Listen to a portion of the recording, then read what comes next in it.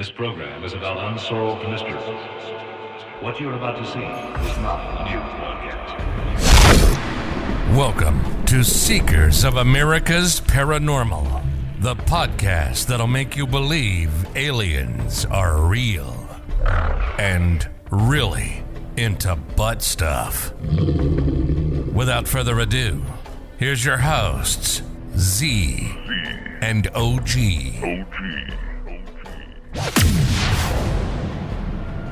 And hello, I'm your host Z with my co-host OG. Evening, everyone. And on today's episode, actually the very first episode for Seekers of America's Paranormal podcast, we are going to be talking about Don Decker, also known as Rain Man. Rain Man. So some of you might know the story. You might have seen the Unsolved Mystery episode back in 1993. But what we do here on Seekers of America's Paranormal, we're going to run down it real quick, and then we're going to give you our take on what we think happened and if it's bogus or if it's real. So without further ado, let's get in to the story of Don Decker. The Rain Man. The Rain Man.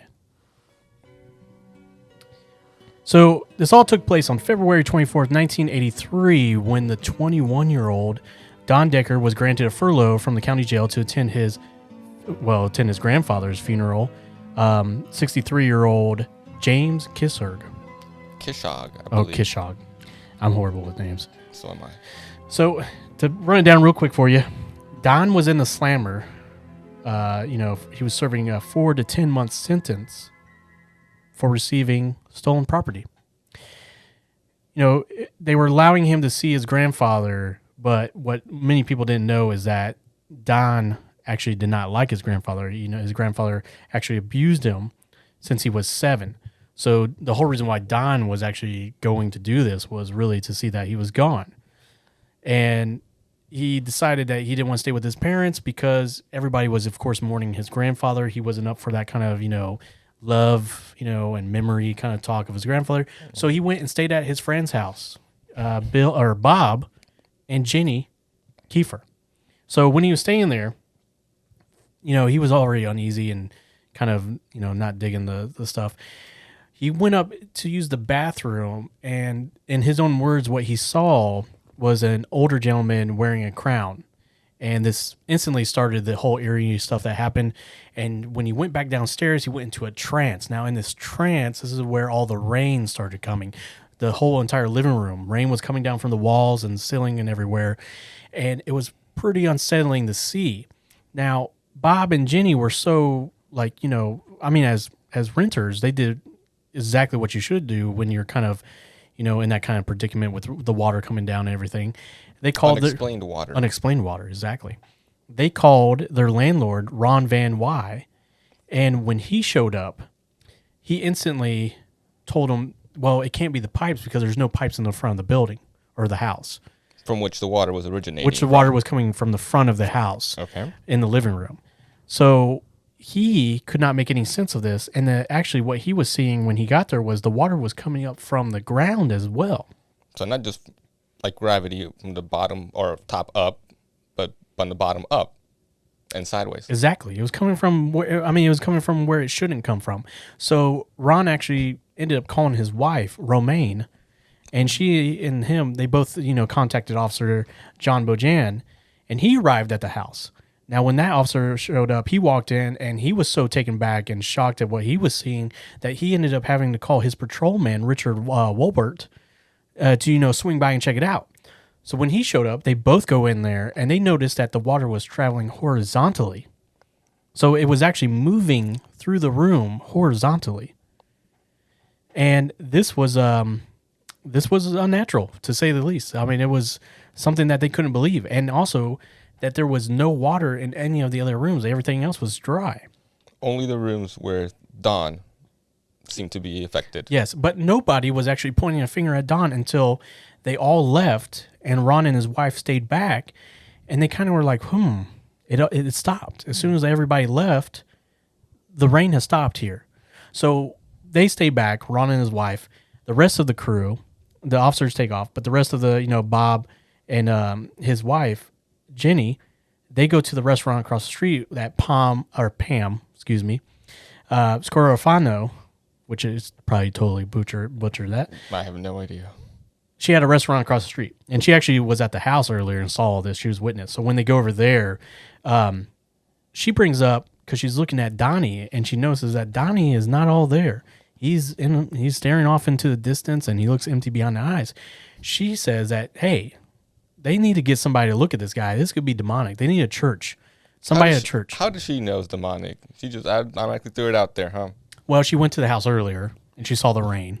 Okay. And then everybody's starting to put two and two together, okay? That's what's going on. So she's like, okay, this rain's got to be coming from this guy.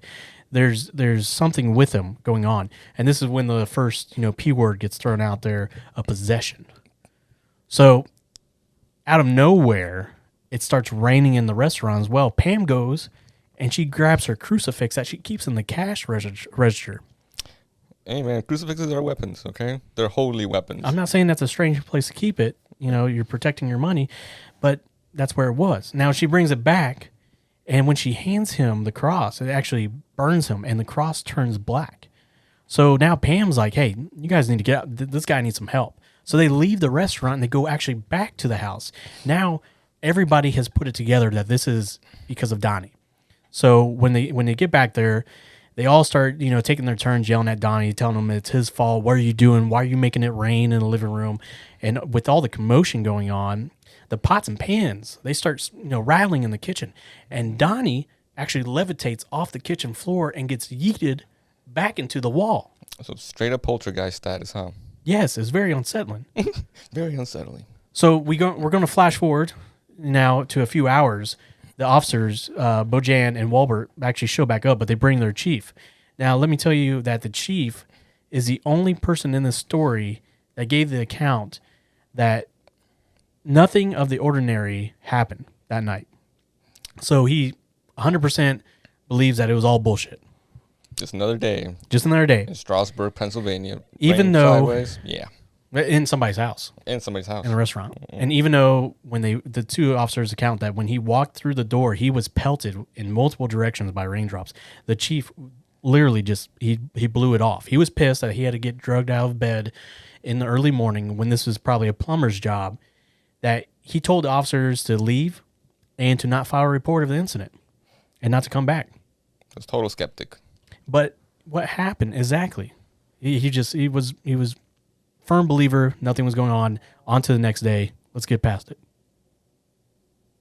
So actually the next day though, because word of mouth spreads between all the officers and stuff, they're probably talking at the water cooler and stuff, and they're talking about this house where this guy's making it rain. 3 other officers decided to show up because they wanted to see it themselves and they wanted to try to make sense of it. So what happens is Officer Bill Davies, after they put a paper sack on this guy's head, they make him put his hand behind his back, and Officer Davies hands him a gold cross, and it actually burns his hands. He says it burns. He drops it. So why did they put the bag over his head again? I don't know. They're just trying to test him out, huh? Just trying to test him out, I guess. Okay. What I thought they were going to do is they were going to have him one necklace that was like a peace sign, and then the cross, and they're going to see if he actually got which he didn't know which one was which. But no. Not at all. They just put a paper bag on his head. It must be the new holy testimony. I mean, I think at this point, they're trying to use their own kind of way to explain it. But Davies, what he couldn't explain was that when he picked it up, the cross was actually hot to a touch. Oh, I thought you meant the bag was hot to the touch. No, that would have been kind of spooky as well.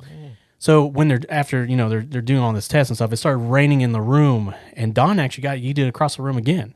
Except for this time, there was actually 3 claw marks across his neck that had blood. So the 3 cops are stunned. They can't explain it. They have nothing to, explain what happened there. And they leave. They ended up leaving. Now we go into day 3 of this. So this is 3 days now of this stuff going on. They actually get a preacher to come by the house. And what they have stated is that they reached out to literally almost every pastor in the area to perform an exorcism, and nobody wanted to do it. So, but they get this preacher to do it, and so they didn't want to do it, or they weren't ordained to do it. I mean, I'm just saying what they put out there. They say that nobody wanted to do it, okay, but now I know that with this preacher, they didn't want their name, put out there, so they went by just a a Johnson or Smith name to protect Johnson and themselves. Johnson. Yeah, they're using the most basic name you can imagine. So as the exorcism was going on, they started praying over Donnie. He actually went into convulsions. And, as they're praying, the exorcism was actually successful as that the water in the house had stopped. Okay, so it seemingly seemed to work. You would think. But now we're going to go to when a couple days later when Donnie actually goes back to jail. So they did. They thought everything was all fine and everything was done. Donnie thought, his powers were gone. But see, Donnie, when he got back to jail, he was actually taken back by his power and he started missing it. He missed it. Hey, what they always say. You don't know what you got till it's gone. Well, I was going to say it was... I'll take that. So he was missing it. And, he wished that he could make it rain again. And as he started to do that and rubbing his fingers together, water started coming up from the floor, the concrete floor of the jail cell. The guards actually heard his cellmate banging on the door of the cell, telling him to get in there because he was soaking wet. And there's water everywhere. He begged them to take him out of the cell. So now we have a guard and a janitor that comes by, to mop it up. And the guard is, he's pissed. He's telling Donnie, stop splashing water on the cells and stuff like that. And he's like, if you really can control the water, he calls him out. He's like, if you really can do it, why don't you make it rain in the warden's office, in Warden Keenhold's office? Dun, dun, dun. So Donnie, after the guard leaves, he sits down in almost a trance in his cell, and he's rubbing his fingers together. And he's like, make it moist. Make it moist. And he's doing that. And then he snaps his fingers. And now we go to the guard that walks into the warden's office to tell him what's going on with Donnie and all the water that they're having come from the cell. And as he comes in, he notices the warden doesn't even notice the front of his shirt is covered in water. And Sergeant Keenhold has even stated that he had no idea. He didn't feel it or nothing. But when he looked down, there was water that was covering the front of his uniform shirt. So completely unaware as to the origins of the water. Exactly. He's even stated that he had no contact with Donnie that day at all. So he had no idea how it even had happened. And this frightened the guard. And actually the warden, he was frightened as well, enough to where he called Reverend William Blackburn to see if he could help Donnie and come to the jail. So this would be the one priest who would agree to perform the exorcism. Well, I'm sure if you get, the sergeant of the county jail, the warden, to give you a phone call to come by, and I'm sure he's probably on staff where he has to come by for any kind of stuff like this or any kind of things where people ask for a preacher. He's probably on call. Executions. I don't know if this is county jail, though. I don't think that's not federal prison there. Stuff can happen in county jail. It could. It's small towns. Mm-hmm. Never know. Strasbourg. Yeah, Strasbourg. Never know. It's raining in houses for what we're talking about right now. So that could happen at the county jail. Executions. Mm-hmm. Different story. So the Reverend actually he shows up and Donnie tells the Reverend what's been going on with the rain and the cross burning in him. But the Reverend isn't convinced, and he basically tells Donnie to stop with the bullshit. He doesn't say that. He more says stop playing games. And as soon as he does that, calling out Donnie, a stench, a smell that the Reverend described as going through a cancer ward at a hospital and smelling, the smell of death and sickness times 10. It fills the room. So as this smell comes in and the Reverend is taken back, Donnie raised his fingers, he rubbed them together, and it started to rain inside the room. It was an evil mist, he described. An evil mist formulated around them. Within said room. Okay. Yep. And that's when the Reverend Blackburn opened his Bible and he started to read from it. But see, the weird thing is that the pages, everything else, but the pages of the Bible did not get moist. They did not get wet. Anything else that would that be besides that? Besides that. What about the cover? Well, they didn't say anything about the cover. They said the pages. So we're going to stick to just that. That's what we know, the pages. So he started going into prayer. And as he went deeper into prayer, the rain stops. The energy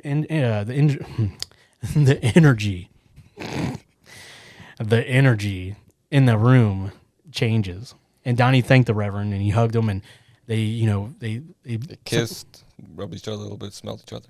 No, that didn't happen. They just said they hugged each other. That was it. That's all they went with on this one. Well, he couldn't confirm the stench was gone if he didn't smell them. He did say the stench was gone. Oh, so he smelt them. All right, so the Reverend Blackburn is convinced that Donnie was possessed. He's actually went on, and stated that he Got knows on the record that he was a possessed man. that he was a possessed man. He said that it was not God; it was something evil. It was bona fide Lucifer. Yep. And actually, since then, it's also stated that the rain has never occurred. All right. So, real quick, before we get into what we think of what kind of went on in this and stuff in our accounts, is that actually there's another side to the story that back in 2012, Don was actually arrested and charged with arson. He actually was used by the owner. He actually told Donnie, had him help burn down his establishment so he could collect the insurance and blah, blah, blah. So Donnie did go to jail for that in 2012. So that's a little sad to the story. But what I'd like to play for you now is actually what Donnie stated in the Unsolved Mystery episode about, the ending of his Rain Man journey. Well, it's over, and it hasn't happened again. So basically, I'm just hoping that it never will. And I just, go day by day. And as for my grandfather, I think what had happened was his doing, because he abused me when I was young. He got a chance to abuse me again. So yeah, that's Donnie's accounts of the ending of the Rain Man journey. So now let's go into our accounts of what we think kind of happened there. So what I'm going to open up to you is, do you think, OG, that it's possible that somebody named Donnie ate some really bad brownies? Well, when you put it like that, he ate brownies that were laced with Rain Man stuff. Edible brownies. Edible brownies. We're talking about full-blown THC brownies. And everybody around him, he brought the brownies to the party, and they all ate the brownies. But what if he just somehow aerosolized the brownies? Became a hallucinogenic mist. That evil mist. That's what they were seeing. What about mold? Mold can also do it. You want to go realistically, mold can do it. Can make you hallucinate rain. Well, more than that, honestly. Probably eat your brain at some point. I don't know. Yeah, that is true. I mean, mold could have been, but I mean, the thing about the story that makes it so captivating is that there is multiple witnesses and actually government officials that have seen this and went on record to say what went on, and that they still can't explain it. Now, I think we can throw out some theories and stuff like that, and I will put one out that they put out themselves. Okay. Is that they said that there was ice up in the attic, and over time it thawed out, and what they were seeing from the water was the melting ice coming from the attic. That's very plausible. It does say it happened around February, and I assume still very cold up in Pennsylvania around the months of February. Yeah, exactly. That possibility, that's very plausible. So also let's talk about poor Donnie here. How you can get thrown into jail for receiving stolen property. Receiving stolen property, I mean, that's got to be the most bogus charge you can be put into county jail for. Yeah. Well, I guess I digress. It could be probably worse stuff than that. But, man, can you imagine having to share that kind of knowledge with your cellmates? What are you in here for? Somebody shanked someone, but I'm here for stolen property? Or receiving stolen property, not even stealing it. No. Receive it. Receiving. Somebody else did the dirty work. Yeah. You're just minding your business. You get a hell of a deal. You buy it. And then you got the cops showing up at your door and taking you to county jail. You know what? This guy was probably buying a Ouija board. That's a stolen property he bought, and he got himself into this. And he just doesn't want to admit it. He doesn't want to admit it. He opened a portal to another dimension, saw Lucifer there. Bam. Rain Man was born. Rain Man was born. Now, you can understand why going back to jail, you kind of would want to have that kind of power. Because you're in there for receiving stolen property. Absolutely. So now, your street cred has got to be bumped up at that point. Nobody's going to mess with you if you can make toilet water flow in your cell. I mean, if you can make a person uncomfortably wet, you're a monster. That's the thing. How wet is too wet? I don't know. Water can be watered, right? Sounds like the brownies are kicking back in. So, no. That's the thing, yeah. I think that's a power. Like, I'm sure everybody, because they said when they went to the diner that it was actually like 23 hours later. So can you imagine being in your living room? Uncomfortably wet for 23 hours? Now, I'm going to tell you a quick story of how much of a dumbass I am. I watched a YouTube video. I had a heating coil go out on my water heater. And in the YouTube video, you don't have to be a plumber. All you got to do is unscrew that thing and put that heating element back in, and nothing will happen. You don't even have to shut off your water. So me, granted, taking a YouTube video here, I decided to do that. I untwisted that heating coil, pulled that thing out. Water started gushing out, hitting me in the face, cold water. I panic. I'm trying to shove that thing in. My bathroom is flooding. I'm thinking like, oh my God, I'm about to flood and ruin the house by just being a dumbass and not calling a plumber. I would just hate being wet. I did at that point. And so you can imagine, like, at that moment, I can understand, like, that was only like maybe like a minute. It felt like it was an eternity. Right. And I absolutely dreaded that moment of time. I couldn't imagine being in a living room and it just coming down. Or you're even in the kitchen and you're watching all this water coming down into a living room. Yeah, ruining all your precious mementos and what have you. I Yeah. don't know. And I'm sure when the landlord came there, you know, like, that's the least, you got to call a landlord. You know they're probably going to be pissed and, like, probably blame you or something like that. Of course. I mean, depending on your landlord and everything. I have a pretty bad landlord, so I can attest to that. Well, there you go. So for 23 hours, I couldn't imagine going through that. And that's where, the story I can't say is bogus because of how many people went through it. I don't see what the all end game would be to give a bogus account. Now, the whole police chief thing, I think he was just irritated. Absolutely. Yeah, I think there's an ego thing that happens there too. Police officers can't explain the unexplainable. So you call your chief, and now your chief can't explain it? Well, from what I gather in the story, almost 6 officers got involved in this, including the police chief. So, like I said, it's got to be an ego trip there. It must have been a quiet night in that city. Believe you, I've been through Strasburg, Pennsylvania, and it's very quiet, especially come nighttime. Nothing happens there. So this was like a highlight. Pretty much, I would say so. Yeah, going in especially in there, the 80s. Oh, yeah, in the 80s. All they're doing is just gunning cops left and right. It was crazy times. And this is probably just the tip of the iceberg for that county.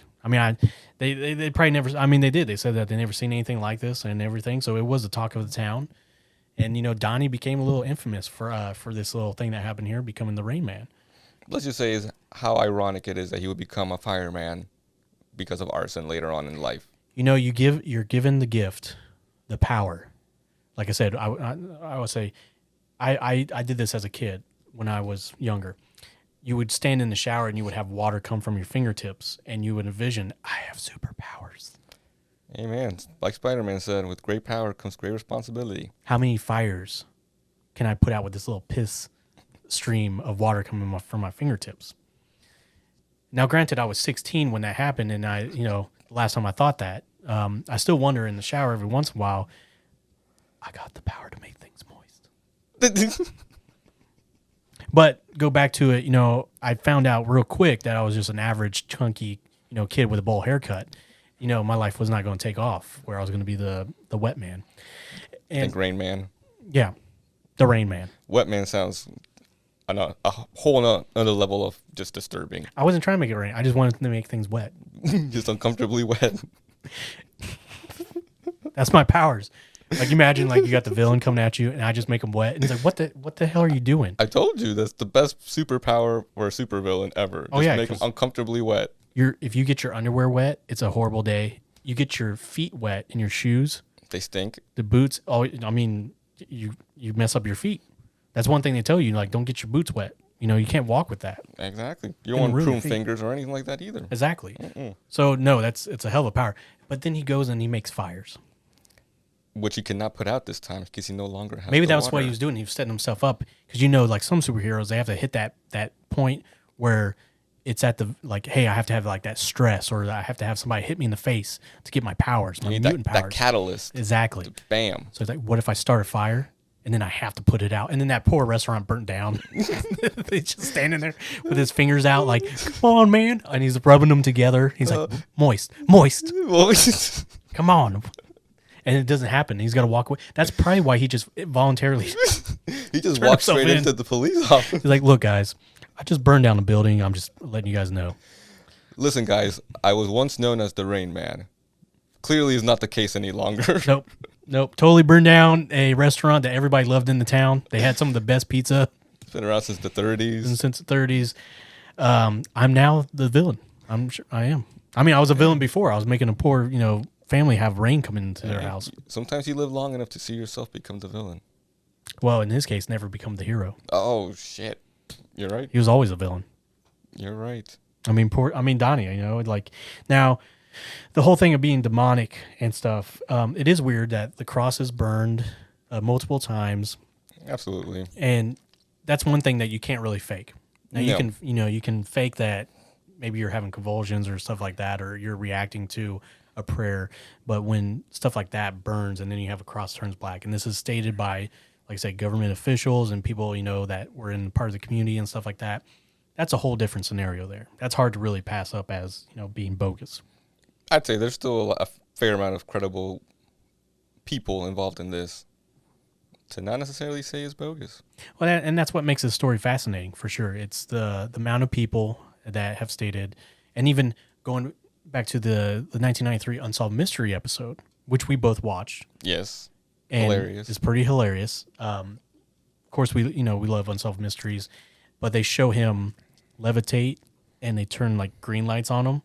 And then literally he just gets yeeted to the back of the, like with so force. Was that also when he had the bag over his head? No, that's the second time. So the second time that he levitated with the bag over his head across the kitchen. That's the one thing of the story kind of pisses me off, is that this guy's going through all this stuff, and to humiliate, just make him look stupid, they put a damn paper bag over his head. Like, I don't understand what that was going to do to really show that he has this gift. They're trying to break that eyesight. That's what it is. That line of sight. Well, maybe they thought if he can see, he can make it wet. Maybe he can project it from his eyeballs. I believe it's called tearing up. Oh, yeah. Maybe it's what they saw inside the bag. So, I mean, whatever the case is, they did it. And it's shown in the Unsolved Mystery episodes. They do a pretty good job of showcasing everything that went through Donnie's episode of being the Rain Man. I think they called the episode the Rain Boy. I believe so, actually. And you can actually find that episode on YouTube, too. So if you want, after you listen to the podcast, go check that out on YouTube and watch the Unsolved Mystery episode. Like I said, they do a fantastic job of explaining the events of Rain Boy becoming Rain Man. Absolutely. Please do check that out after the show. After show, which we might be getting to the end here of the show. Do you have any other lasting takes on this? At this point, just stay away from stolen property and mind yourself. Make sure no water's around you. Well, I will say the only really thing that got me that's pretty eerie is the whole vision of a elderly gentleman with a crown in the bathroom. That's like the last place, you're in that, private moment. Absolutely. Intimately private moment. And you look over to your right or left, whatever your bathroom situation is, and there's a dude staring at you. I believe that's what nightmares are made out of. That is. That's I mean, right. I feel uncomfortable when there's 5 stalls and you go to one, nobody's there, and a dude comes up right next to you. That's literally the most terrifying thing, because that's when you know somebody's a serial killer. Why, out of all these stalls, you come up right next to me? There is no justifiable reason for you to pick the stall next to me. And they're always taller than you, too. That's the point. They want to get a good bird's eye view. I'm not saying this happens all the time. It's certain occasions, just saying it out there. But that would be the absolutely... I used to think that if a spider came down while I was peeing, that would be the most terrifying thing. I wouldn't know what to do. I would probably go everywhere. But having that, ghost, I believe in ghosts. I believe in ghosts. That's the last place I want to see a ghost, is a bathroom. Also depends on what you're doing in there. If I'm just washing my hands, I'll give it a pass. But if I'm passing something through my body, then you got a problem there, ghost. I don't even think a shower would be that uncomfortable. But yeah, that is the most uncomfortable thing. That's the intimate part. That is. Nope. Sorry, Casper. All right, so I think we covered the story. We gave our kind of opinion on it. I think for this one, we're going to go with that it's very plausible that all this stuff happened to our boy Donnie. I from what the accounts say, from the multiple people, it's very much something that could have been possible to happen. Absolutely. I'm not trying to discredit the rain coming down. There's multiple things they said. There's no pipes in the front of the room. They went to a restaurant. It went from a restaurant to a jail. We actually have a prison guard and a warden Right. witness this kind of stuff. I mean, this is a huge amount of people that seen this. So I'm going to say that this definitely happened to our boy Donnie. He was the rain boy, became the rain man. Unfortunately, became a fireman. Arson man. Arson man. That does. Well, I like fireman better. Yeah. Arson man. I mean, yeah. I think the boy was just trying to test his powers. You know what? We'll see what he becomes next. He's like a butterfly. He's just metamorphosing around the world. Well, we hope good things for Don. I do. Don, if you're out there, be well, brother. Be well, man. Become Earthman. Yes. Figure out some way to make the Earth better. Then you'll be the Avatar at that point. I mean, at that point, yes. That's what he's trying to. That's his end goal. Master of all the elements, of course. What about Captain Planet? That was 5, and that had heart Maybe he needs a little heart too. inside him. I think his grandpa was probably inside him already too much. All right. Well, we're going to end the episode there. And thank you for listening to Seekers of America's Paranormal. I am Z. That's my boy OG. And we're out for this episode. Be well. Thank you for listening to Seekers of America's Paranormal. Seekers of America's Paranormal. Don't forget to send us your outrageous paranormal experiences. Email them to seekersparanormalstories@gmail.com.